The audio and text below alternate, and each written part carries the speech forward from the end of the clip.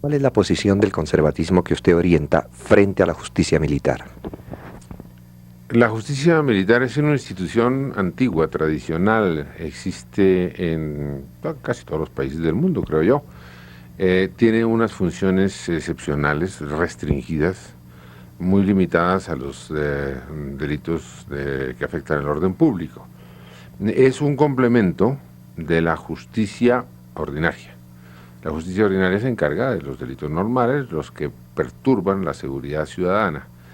El problema en Colombia está en que ha desaparecido la justicia, entonces hay un alto grado de impunidad, la gente no cree en los jueces, ni siquiera denuncian, entonces no va quedando como ejercicio de la justicia, sino a aquella que le hemos confiado a los militares, y eso es una posición excepcional, injusta, con los militares. Los militares no han pedido eso, se lo han pedido los demás, los ciudadanos. Yo no soy partidario de esa insolidaridad ciudadana en torno a los militares, porque los militares están haciendo lo único que pueden hacer, que es mantener la idea de la justicia, una idea remanente. Los tribunales judiciales no han sido derrotados en cuanto a una crítica dialéctica. Siguen siendo un recurso normal de las sociedades bien organizadas. La dificultad, me parece a mí, está en que se nos desapareció el resto de la justicia. Es decir, ¿usted no cree que, por ejemplo, en materia de orden público, la justicia ordinaria sea eficiente para cubrir los problemas que allí existan y dar soluciones? Deberían ser. La justicia ordinaria debería servir para todo lo que son motines callejeros, pero es que el problema, en un mismo caso se está dando este fenómeno, que quienes por algún fuero se salen de la justicia ordinaria, salen inmediatamente a la impunidad y los sueltan inmediatamente. Si no tienen ese fuero y se quedan dentro de la justicia militar, entonces tienen el peligro de evidentemente ser castigados. Se está creando así una discriminación incómoda para los militares, que debería provocar una revisión de todo el proceso. Nosotros somos partidarios de la reestructuración integral de la justicia. El día en que lo logremos, que no es fácil porque todo el mundo se nos opone, el día en que logremos recuperar la justicia militar propiamente dicha volverá a ser un recurso excepcional para los grandes delitos de orden público.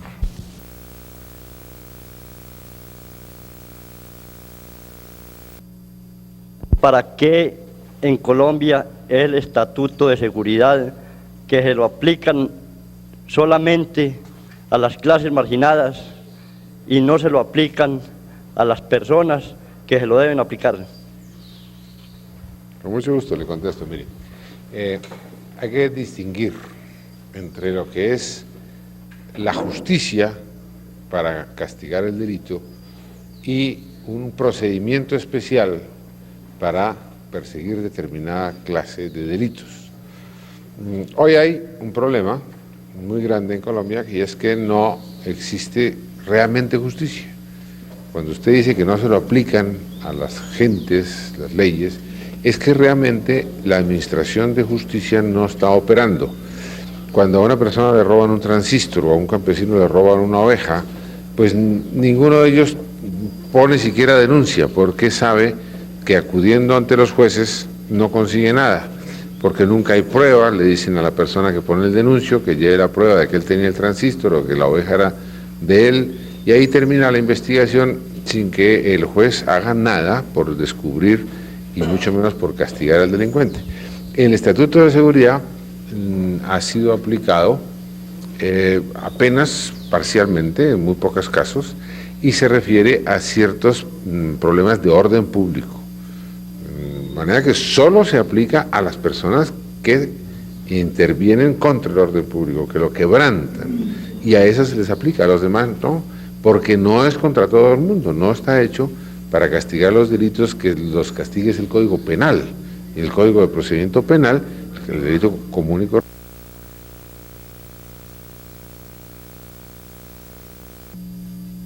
Ese artículo no fue puesto en la Constitución por nosotros.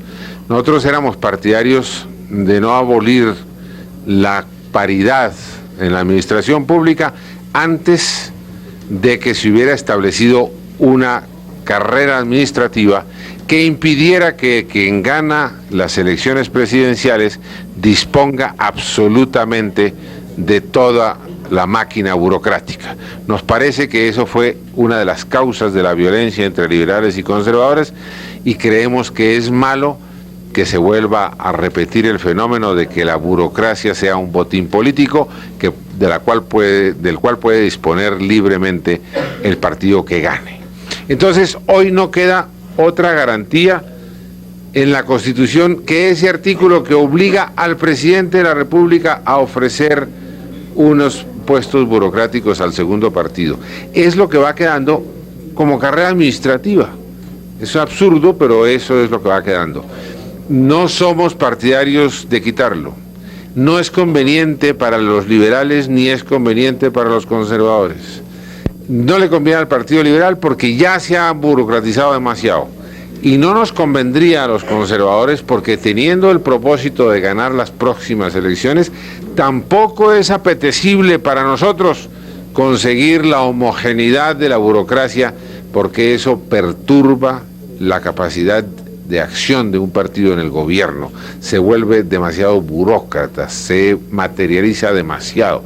Cuando nosotros triunfemos, vamos a querer que haya en la burocracia de nuestro país una importante representación liberal, ojalá reglamentada por una carrera administrativa científicamente establecida.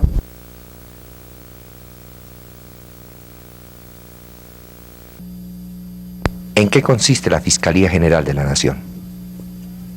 Consiste en colocar en un funcionario de alta categoría en la empresa de transformar la justicia en Colombia. Yo parto de una base que es conocida por el pueblo colombiano y es que la justicia ha dejado de ser un elemento social. No estamos acudiendo a los jueces. No nos encontramos con los juzgados, con quienes aplican la ley. Entonces nos hemos organizado prescindiendo de la administración de justicia, que es un vacío institucional de inmensas proporciones y que puede conducir al país a las arbitrariedades, a las situaciones de hecho, a la defensa puramente personal. Entonces, como hay ese vacío, hay que buscar la manera de llenarlo. ¿Qué nos está ocurriendo? Que el país no tiene sistemas investigativos. Tenemos una forma judicial, unas formas judiciales de unos jueces pasivos, distinguidos, abogados. Yo, por ejemplo, soy abogado y podría haber sido juez, pero yo no tengo aptitudes investigativas. Yo puedo conocer un poco de jurisprudencia, de leyes, algunas historias del derecho, pero eso no me conduce a mí a ser un buen investigador de un delito. Y como hemos mezclado la condición de juez con la condición de investigador, todas las investigaciones fracasan. Hoy hay un porcentaje altísimo, inmenso, de procesos que no culminan. Tenemos el problema de que la mayor parte de los reos salen por falta de pruebas y ni hay condenas, ni las absoluciones tampoco garantizan la honestidad de las personas. La persona que ha sido absuelta por un juez, pues no quiere decir que sea inocente o que no lo sea, sino que no hubo pruebas. Es decir, el gran fiscal será un gran investigador. Es el que tendrá, el funcionario que tendrá la misión de reorganizarle al Estado su capacidad investigativa, es decir, va a coordinar todos los elementos que conducen al descubrimiento de los crímenes. Por ejemplo, va a tener a su cuidado la policía judicial, los laboratorios, los sistemas de identificación de las personas, y eso naturalmente dentro de un ámbito jurídico. De manera que eso que llaman instrucción se cumpla totalmente por fuera de la acción del juez. Entonces la investigación se hace completa, un poco, digamos, para explicarle a la gente un poco a la manera como proceden los investigadores de estas películas policiales que se dan tan a menudo en la televisión. Es decir, se va persiguiendo el delito, el delincuente, hasta que se llega a una situación de evidencia. En ese momento se cierra la instrucción, se le presenta al juez, y el juez es fallador, falla, establece la culpabilidad o la inocencia de la persona acusada y con independencia. Claro que él podría pedir que se practiquen otras pruebas porque puede haber una instrucción insuficiente, pero en principio queremos poner un sistema acusatorio eficaz como el que se adelanta en otros países para salirnos de ese marasmo de nuestra administración actual. Evidentemente, las calidades de este fiscal serán pues muy técnicas y muy altas en moral. Entonces, ¿cómo elegirlo? ¿Cómo escogerlo? Yo no le tengo miedo a las cosas grandes. A mí me parece que la mejor designación que se puede hacer, el mejor sistema para designar un fiscal, es la elección popular en una circunscripción única en el país. Un día en que resolvamos, por ejemplo, elegir el Procurador General de la Nación, que va a quedar con la función de mantener la moralidad pública, y el fiscal, que va a tener estas funciones de que ya he hablado, lo escogiéramos, por ejemplo, en las próximas elecciones de Mitaca, en votación en circunscripción única en todo el país. Todos votamos por un personaje. Yo creo que ese personaje que pueda pedir votos en La Guajira y en Túquerres o en Ipiales, pues ese tiene que ser un personaje muy importante, y además adquiriría un compromiso majestuoso con la opinión pública, y tendríamos ahí un hombre independiente, que no tendría que estarle debiendo favores a nadie, vigilando la administración de justicia, que es la manera de recuperarla, porque el país no puede seguir sin administración de justicia.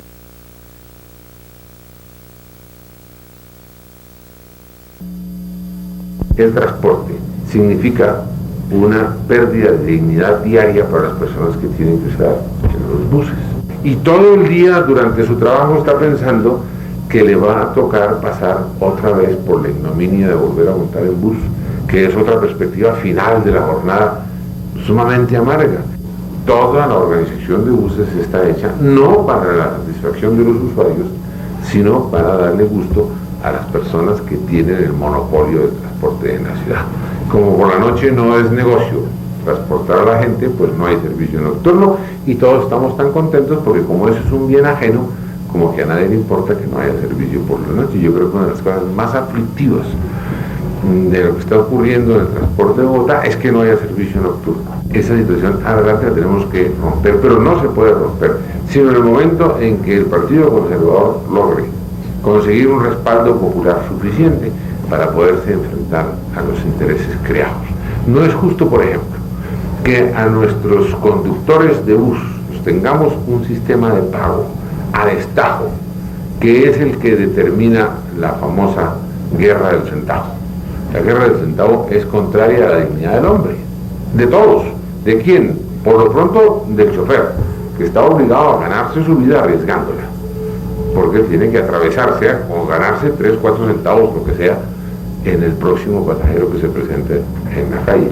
Entonces, queremos que la opinión pública nos dé un respaldo a los conservadores suficiente para podernos enfrentar con la situación monopolística y arbitraria que existe en el transporte bogotano.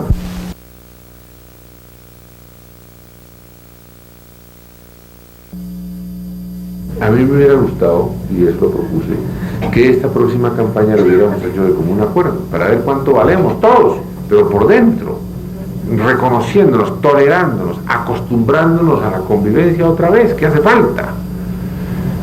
No lo hemos logrado, parece que no quieren la unión antes de las elecciones. Vamos a tener el respaldo político suficiente para que esa unión la podamos imponer después de las elecciones. No podemos seguir esperando a que haya una especie de sistema de veto.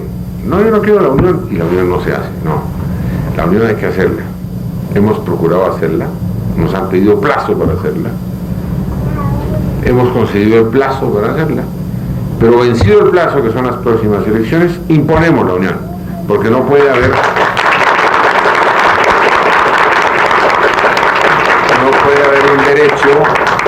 un derecho de veto y que el Partido Conservador quede inmovilizado sin poder actuar en el escenario nacional. ¿Cómo es que imponemos? Las mayorías. Vamos a reclamar el derecho a representar el partido y a imponérselo hacia los liberales, porque es la tradición democrática del país. No se puede tratar a las minorías con el mismo derecho que las mayorías, como lo hemos tolerado ahora.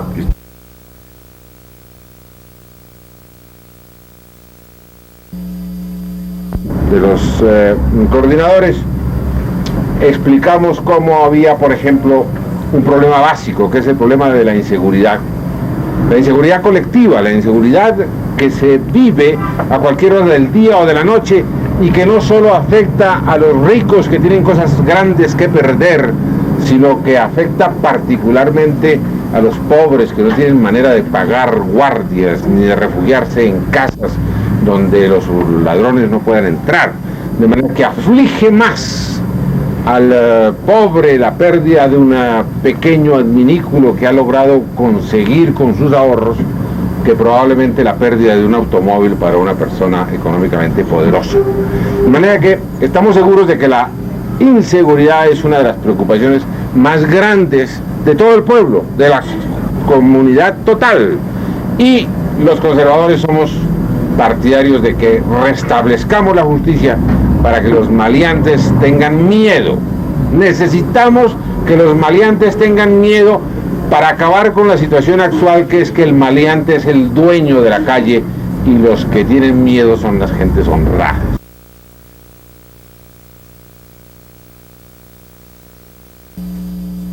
Adelante, queremos un gobierno en que la dirección del Estado sea para el Partido Conservador y tenga colaboración liberal.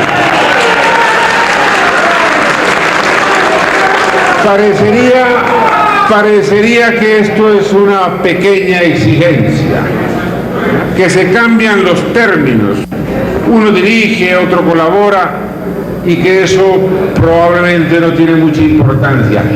El empeño conservador consiste en demostrarle a los colombianos que un Estado dirigido por conservadores significa una transformación en el desarrollo colombiano.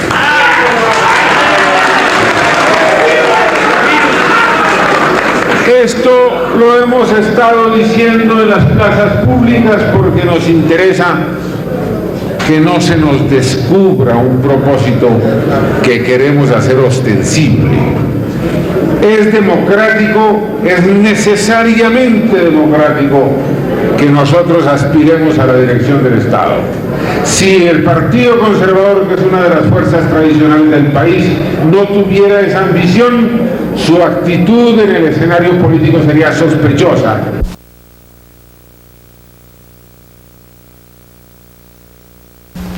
El socialismo viene al campo y mira al campesino, no lo entiende. Lo miran y dice, este campesino está muy pobre. Luego debe ser un revolucionario, tiene que ser un resentido, debe tener un odio tremendo. Y entonces el socialista le da al campesino lo que él cree que al campesino le gustaría, que es odio. Y nosotros sabemos que el odio no resuelve el problema campesino, que es distinto, que no puede vender la papa. Y con odio no se puede vender mejor la papa. Con el odio no se puede comer, no alimenta a la familia campesina que está desnutrida. Los socialistas han fracasado en sus revoluciones, en sus intentos revolucionarios en el campo, porque al campesino lo creen malo, lo creen resentido, lo creen capaz de odiar y le dan odio, y el odio no redime la condición del campesino.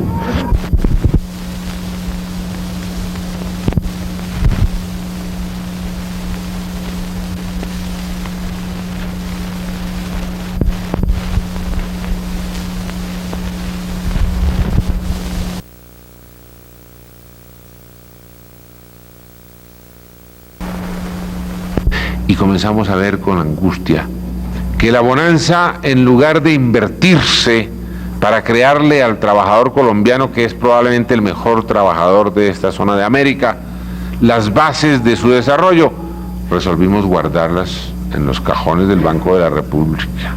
En las bóvedas empezamos a tener 100 millones que no habíamos visto nunca de dólares, 200 millones, 400 millones. Pensábamos, ya llegó el momento en que los enemigos del progreso van a comprender que uno no puede tener el dinero guardado, porque se esteriliza, porque se desvaloriza, porque de pronto hasta hace daño para el espíritu, para el cuerpo, es mejor invertir. Eso es una apreciación bastante elemental.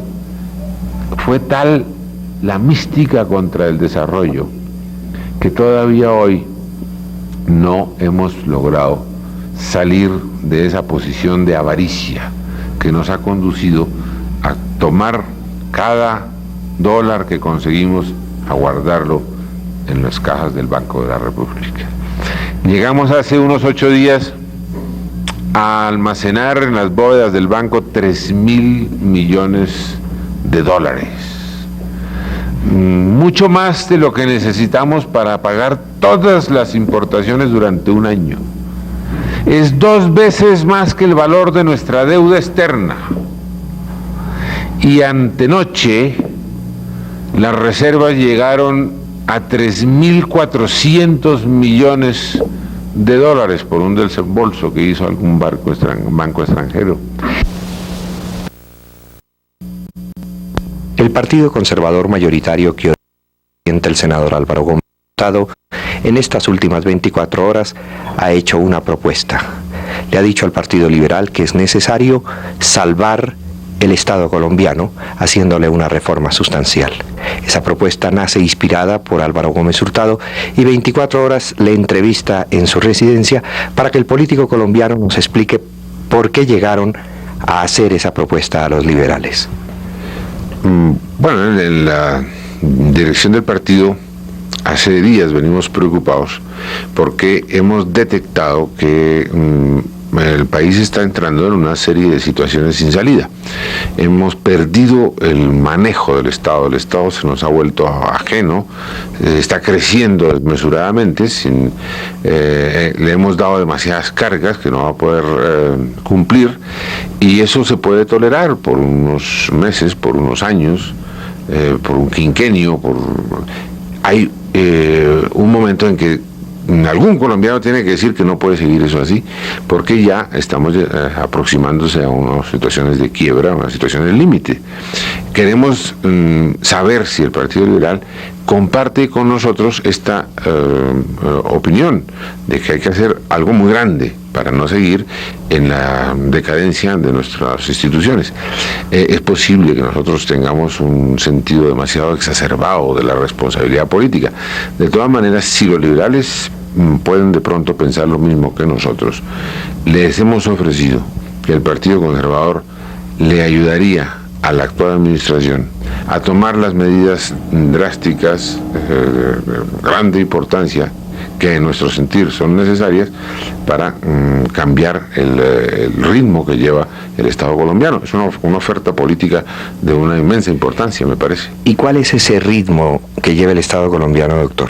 Pues es que vamos posponiendo las soluciones, sobrecargando al Estado sin resolver los problemas, sino posponiéndolos, y al posponerlos generalmente se agigantan, y cuando ya nos enfrentamos nuevamente con el mismo problema que hemos pospuesto, lo encontramos insoluble, y en lugar de tomar la medida heroica que correspondía, buscamos otra manera de posponerlo, y así hemos llegado a que no tenemos una seguridad social que le responde al pueblo colombiano. Todas las cargas prestacionales del Estado están en mora, están en falso, no tenemos reservas. La Caja Nacional de Previsión es una agencia de pagos, no es un seguro. Los ferrocarriles hay que cerrarlos, hay que cerrar la empresa de buses, hay que ir clausurando cosas. Hemos llegado a una situación de verdadera angustia, la hemos detectado nosotros. Es probable que cada ciudadano en su esfera no vea sino 1 o 2 o 3 problemas, pero cuando uno está en la dirección política de un partido, entonces tiene una visión más general, y estamos viendo que hemos llegado a una situación alarmante. ¿El Partido Conservador cómo ha visto el gigantismo burocrático dentro de ese escenario? También muy preocupados porque se busca más la participación en los puestos que en las posiciones de dirección. Nuestros funcionarios públicos pierden más tiempo en el nombramiento y desnombramiento de sus subalternos, defendiéndose las distintas propuestas de presiones políticas, que en administrar el país. Debemos hacer un pacto, un gran pacto, para que restablezcamos el servicio civil, ya que fracasó la carrera administrativa, y que los servidores públicos sean mejor pagados, sean más dignos, tengan mejores funciones y más responsabilidad. Es una empresa inmensa. Yo creo que si logramos que en el Partido Liberal la entienda con la buena fe con que la estamos haciendo, nace una forma de acción política superior a todo esto que hemos venido viviendo en los últimos días, que ha sido un poco degradante. Doctor, ¿pero a usted no le parece insólito que esta propuesta se le haga a un gobierno liberal para que, por así decirlo, se lleve las palmas el gobierno liberal? Es que la situación es tan grave nacionalmente hablando que pensamos que no podríamos posponer este programa hasta cuando las elecciones nos den la posibilidad de conquistar la dirección del Estado, que eso sería dentro de 3 años. Pensamos que la situación es suficientemente apremiante como para que nosotros ofrezcamos nuestro concurso desde ahora, para no posponerlo hasta cuando ganemos la...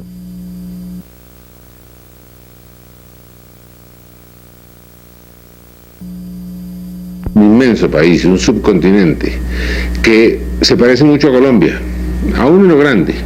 Digamos que es 2, 3, 4 veces más grande que Colombia según el aspecto que uno tome, porque en población ellos ya pasaron los 100 millones de habitantes, en extensión cuadruplican el tamaño de Colombia, pero que son 4 veces más grandes que los nuestros y han producido soluciones que son 100 veces mejores y más grandes que las nuestras, porque allá tienen más audacia, se enfrentan con más valor a los problemas y han arriesgado grandes cosas, producen grandes superávits en su balanza de pagos y grandes déficits, pero al mismo tiempo hacen las obras más grandes en materia de infraestructura, de construcción de represas hidroeléctricas y crean problemas y al mismo tiempo los resuelven. Están en eso, están creciendo, se han vuelto una potencia mundial. Nosotros deberíamos aprovechar que al lado nuestro, con una geografía similar, una población de mezclas raciales similar a nuestra, con una compaginación de climas parecida a la colombiana, haya quien esté asumiendo esos riesgos para que nosotros, yendo un poco detrás de ellos, pudiéramos hacer todo lo bueno que ya han hecho y evitar todo lo malo que se presenta. Hay una diferencia muy grande entre Colombia y Brasil, y es que nosotros aquí nos hemos aferrado, gracias a Dios, a nuestro sistema democrático, que no lo queremos sacrificar ni siquiera por una ilusión del progreso.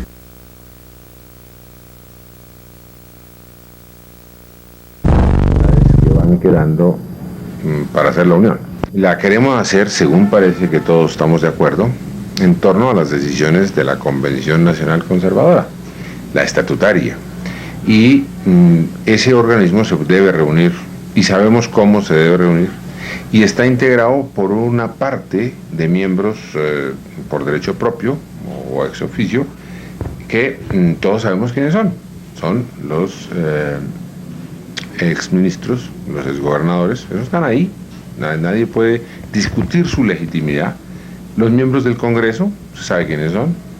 Luego los diputados que resulten elegidos tendrán derecho a escoger por cociente electoral unos representantes, eso también no hay duda. Esa es la legitimidad. El problema está en que también hay representantes de los directorios, y claro, en los departamentos hay 1 o 2 directorios, entonces hay que resolver cómo esos se hacen representar. Hemos propuesto lo más democrático, que es que, de acuerdo con el próximo resultado electoral, se nombremos unos directorios por cociente electoral según ese resultado, y entonces también las urnas dirán si en un departamento hay más representantes de un grupo que de otro en el directorio, y entonces queda completa la convención. Esa convención es la legitimidad. Entonces la legitimidad hay que respetarla.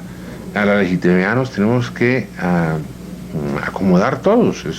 Es muy bueno aceptar la unión porque hay algo legítimo, así tenga una mayoría o no esté en mayoría. Es lo que me corresponde hacer a mí, lo que resolvió hacer el Congreso del Partido Conservador. Es una propuesta inobjetable. Si no nos la aceptan es porque evidentemente no quieren que el Partido Conservador se una. Tiene muchos aspectos que la gente no ha entendido todavía porque, entre otras cosas, no está siendo fácil de conseguirla y de leerla.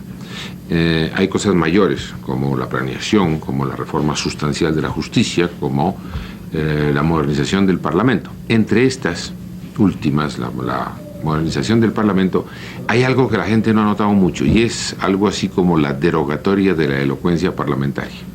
Resulta que desde cuando se fundó la República hasta ahora, la gente aprovecha el quórum, el famoso quórum que se vive integrando y desintegrando, para pronunciar los discursos que en otro lugar nadie se los oiría. Los parlamentarios ven que hay quórum y entonces dicen lo que se les viene en gana y gastan horas y horas abusando del requisito famoso del quórum. La reforma elimina el quórum y de pronto va a eliminar la oratoria parlamentaria. La gente que tenga que decir cosas las va a tener que decir muy sintéticamente para que no se le vaya el auditorio, porque ya no hay quórum reglamentario. Y en cambio va a haber mucho quórum el día que separadamente se haya escogido para votar los proyectos que se han discutido durante la semana. Es decir, que en lugar de lo que ocurría siempre, que es fatigar a un auditorio cautivo, ahora va a haber que tener argumentos para convencerlo muy rápidamente, de manera que la tarea parlamentaria va a ser extraordinariamente rápida y las votaciones no van a ser sorpresivas como eran hasta ahora, sino que van a ser conscientes, porque se va a fijar el día y la hora en que deben realizarse sin discursos.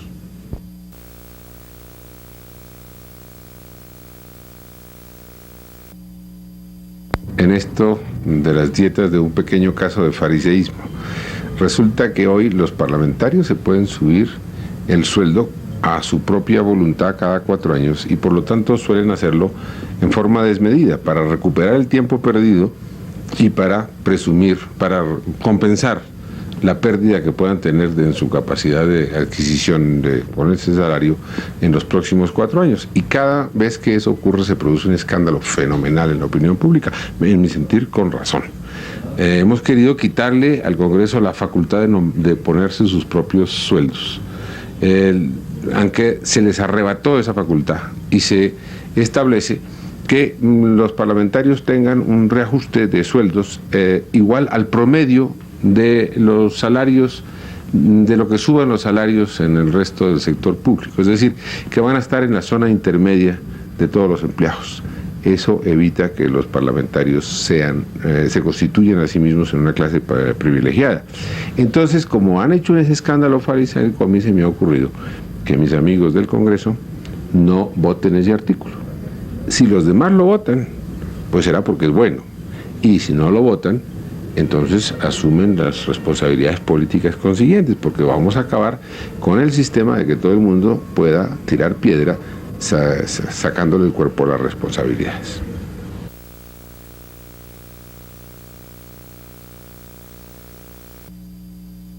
Plan. Es posible que el país no se haya dado cuenta de la importancia que tiene el hecho de que en la reforma constitucional que se aprobó en el Senado se establezca que de ahora en adelante el país debe tener todo el tiempo un plan. Digamos que es el mismo plan. Un plan que se va modificando sin dejar de ser el mismo plan, se va modificando en sus aspectos prácticos. Cada año o cada nuevo gobierno establece unas nuevas metas en el desarrollo económico, hace un reavalúo de todos los recursos que hay por ahí para saber en qué se invierte, cómo se gasta el dinero, y entonces se ordena toda la administración pública para que se cumpla ese plan. En el fondo es cambiar completamente el sistema de gobierno actual, en donde cada dependencia del gobierno trata de conseguir la mayor cantidad de recursos y gastarlos a su manera, sin pensar que eso repercute sobre los otros sectores que en ese momento no están presentes en la decisión. La planeación en general es el gran momento de la concertación, es decir, donde se acuerda con los particulares, con los sindicatos, con los gremios, con los productores, con los consumidores, qué se hace con el dinero del gobierno, con el erario público. Ese es un paso tan grande que probablemente es único en América Latina y puede llegar a convertirse en un modelo de las nuevas constituciones que se adopten en los países subdesarrollados.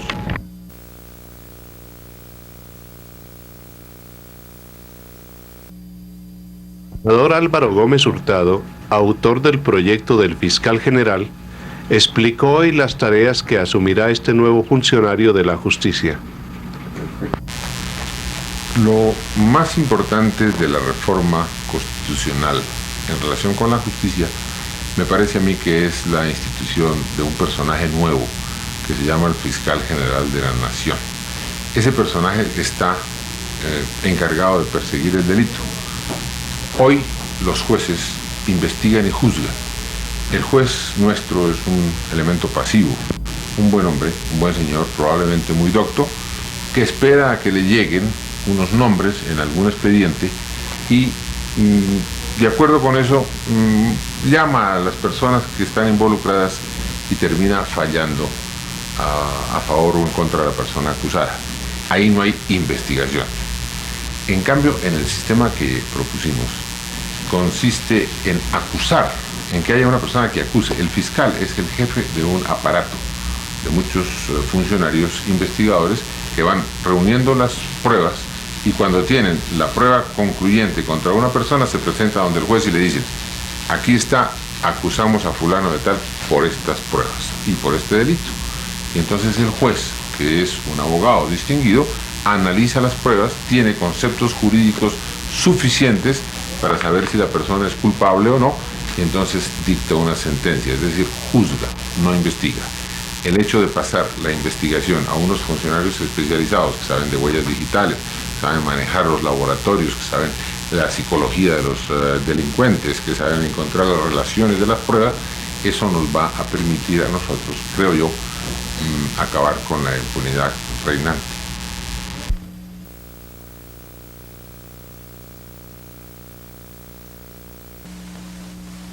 El problema de la insolidaridad, que es síntoma de nuestra decadencia, consiste en que todo eso que no es lo propio es ajeno.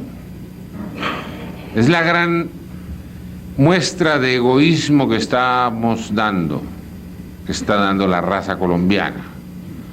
No hay bienes colectivos, no hay bienes comunes, comunitarios. Es el egoísmo puro, liso, llano, el egoísmo despreciable. No es de nadie lo que yo no me pueda llevar para mi casa. Y entonces empieza a no haber propiedad comunitaria en la puerta misma de esa casa. Lo de enfrente ya no es de uno, el andén ya no es de uno, la flor que de pronto sale en una grieta del pavimento, esa ya no es de uno. No es de uno el alumbrado, no es de uno el vecino, no es de uno la colectividad del barrio.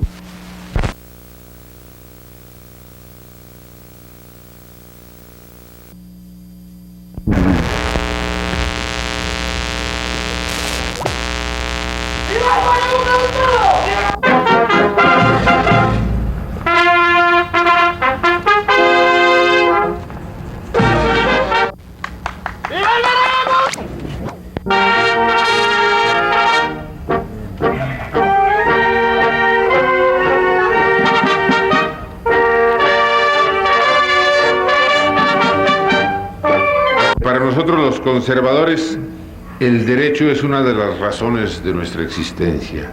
La ley debe ser la paz, lo justo debe estar compenetrado con la justicia, nos duele su ineficacia, nos espanta la perspectiva de que Colombia pueda seguir acostumbrándose a vivir fuera del Estado de Derecho. Estamos cada vez más solos en la defensa de los postulados que sirvieron de base a nuestro aparato institucional. Pero nada hay para reemplazarlo. Nosotros, con fe en él, lo remozaremos. Hemos intuido que hay allí fuerzas misteriosas que nos darán el predominio futuro. Porque eso se conserva o perecemos todos. Y debemos contar con el instinto vital de nuestro pueblo. El deber consiste en proponerle todo el tiempo una posibilidad de redención. Nuestro compromiso, ahora como durante los millares de días transcurridos desde 1849, es estar presentes sin trepidar, ahí donde seamos útiles. Dijo Bolívar: la gloria está en ser grande y en ser útil. 130 años sirviendo, 130 años persiguiendo la grandeza. Vamos a lo grande, amigos. Desde las estrellas quieren vernos. Necesitamos una nueva dimensión, que se oigan nuestros pasos como sonidos de bronce. Es la historia, es el ruido de la historia. Muchas gracias.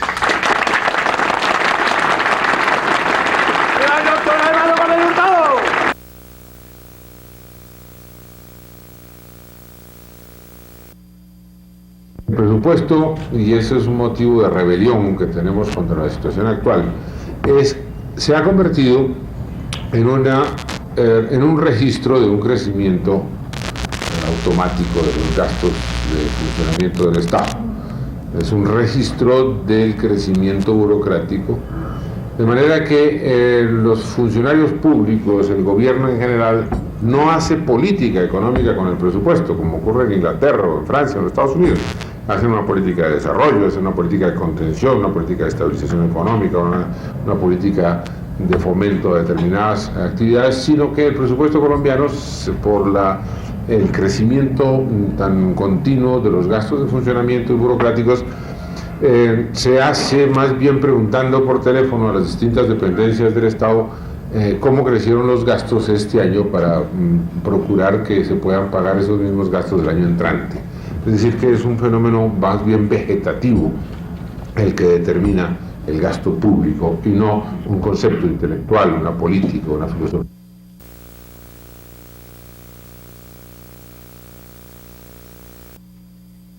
Es que el Mundial no nos va a dejar las obras de infraestructura. O sea, las hacemos nosotros a propósito del Mundial, o probablemente no las hacemos, pero no es el Mundial el que nos las va a dar. Es que no hay que confundir las cosas. A la gente no se le puede engañar diciendo hagamos el Mundial que vamos a sacar con todas las carreteras pavimentadas en el país. Es una equivocación, o mejor dicho, es un engaño. El Mundial es la 68, la avenida 68 se la debemos a la avenida del Papa, ¿cierto? Pero no fue el Papa el que nos la dio. O sea, la hicimos, quedó mal hecha porque no quedaron los desagües a tiempo, pero nos quedó eso. Es una ventaja que tenemos en virtud de que vino el Papa a propósito de pero lo habíamos podido hacer. Ya había habido Congreso Eucarístico, sin Avenida 68. Y otras cositas que se hicieron entonces.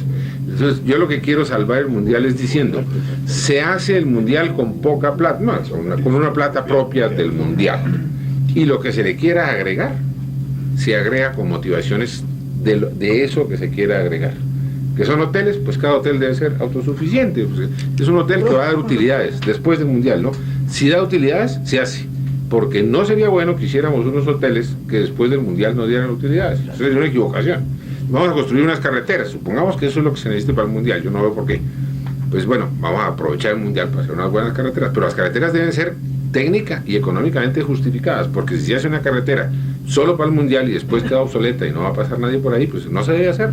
Yo creo que la motivación de cada cosa debe ser autosuficiente para hacerla. Si las unimos todas juntas, la gente se asusta, el argumento de Judas se nos vuelve irrefutable y nosotros caemos en un problema de la inflación, porque tantos kilómetros de carretera, de asfalto, no sé qué, ahí nos ahogamos. Nos ahogamos, yo conozco mucho a mi país, nos ahogamos, hay que partirle para que se coman las cosas por pedacitos. Es la manera de salvar el Mundial.